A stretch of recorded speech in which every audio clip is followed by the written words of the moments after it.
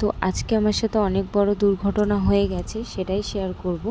আজ আমাকে রান্না মাঝপথে ফেলে রেখে আমাকে বেরোতে হলো। কোথায় বেরোতে হলো সেটাই তোমাদের সাথে শেয়ার করব। তো চলো, হ্যালো এভরিওয়ান, আমি পাপিয়া ব্লগস। আমার ব্লগ তোমাদের কেমন লাগে অবশ্যই কমেন্ট করে জানিও। তো এখন বাজে ওই 6টা থেকে 6:30। তো এখানে দেখো আটাটা মেখে আমি রুটি করে নিয়েছি, আর এখানে ফুলকপি আলু দিয়ে একটু তরকারি করে নিয়েছি। বেশ তরকারিটা খেতে খুব সুন্দর হয়েছিল, ফুলকপি দিয়ে আলু দিয়ে।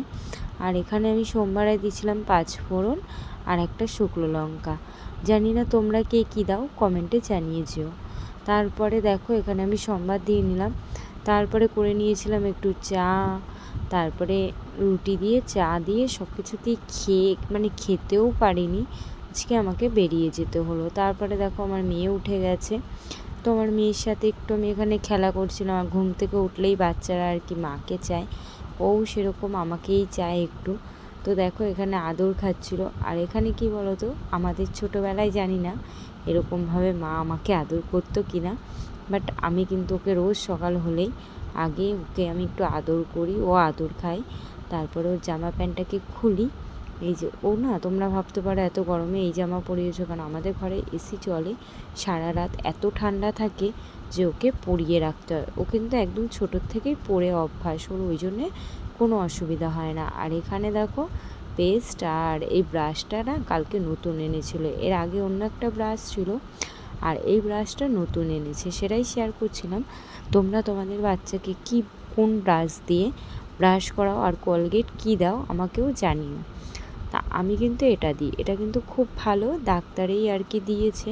তোমরা কিন্তু এটা দিয়ে মাজাতে পারো, খুবই ভালো এই পেস্টটা আর এই ব্রাশটা, নরম একদম। আর এখানে দেখো রুটিটা তোমাদের সাথে দেখিয়ে নিচ্ছিলাম। এই দেখো রুটি, এখানে দুধ, আর এখানে এই যে সবজি সবই কেটে রেখেছি। তোমাদের সঙ্গে বললাম যে আমাকে বেরিয়ে যেতে হয়েছিল। এই দেখো খাইও নি, রুটি করে ওরকমভাবেই ফেলে রেখে আমাকে বেরিয়ে আসতে হয়েছিল। তো এখানে দেখো ব্যাংকে এসেছি। তো ব্যাংকে এসে এখানে কত মাছ, প্রচুর মাছ। তো গেছিলাম কেন সেটাই শেয়ার করি। চলো, ব্যাংকে গেছিলাম, আমার ফোনটা না হারিয়ে গেছে, যেটা আর কি সিমটা দেওয়া ছিল আমার ব্যাংকে, সেই সিমটা শুদ্ধই ফোনটা হারিয়ে গেছে।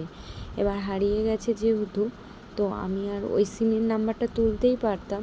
তো আমার বর বললো ওটা আর তুলতে হবে না, তুমি নতুন সিমেই আর কি তোমার লিঙ্ক করিয়ে নাও ফোন নাম্বারে। তো আমি সেটাই করাতে গেছিলাম আজকে। তো এখন খুবই সমস্যা হচ্ছে, জানোই যে চারিদিকে কি হচ্ছে, কখন কি হয় বলা যায় না।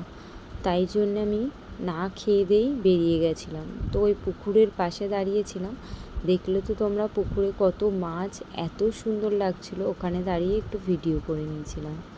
তারপরে দেখো বাড়ি এসে রান্না করে নিয়েছিলাম ইলিশ মাছ দিয়ে কলা দিয়ে, তোমাদের তো শেয়ার করলাম।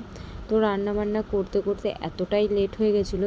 তো এখানে তো আমার ঘর মোছা কমপ্লিট, এখানে স্নান করে জামা কাপড়গুলো মেলে নিচ্ছিলাম। তো আমাকে রোজই কাচতে হয়, তোমরা সেটা দেখো। আর এদিকে আমি স্নান করে চলে এসেছি, মাথাটা ঘষেছি বলে একটু ঝেড়ে নিচ্ছিলাম। তোমরা আবার বলো না এরকমভাবে ঝাড়তে নেই, আমি কিন্তু জানি এরকমভাবে ঝাড়লে চুলের গোড়া ফেটে যায়, কিন্তু কিছু করার নেই। তাও আমি এরকমভাবে অভ্যাস হয়ে গেছে, একটু ঝেড়ে নিই তাহলে ভালোই লাগে। তো জানো তো আজকে রান্না করেছিলাম পুঁই শাক আর ইলিশ মাছ দিয়ে কলা দিয়ে, আর এখানে ডাল। তো ভিডিওটা এইটুকুই, তোমাদের কেমন লাগলো অবশ্যই কমেন্ট করে জানিয়ে দিয়েছো। চলো টাটা।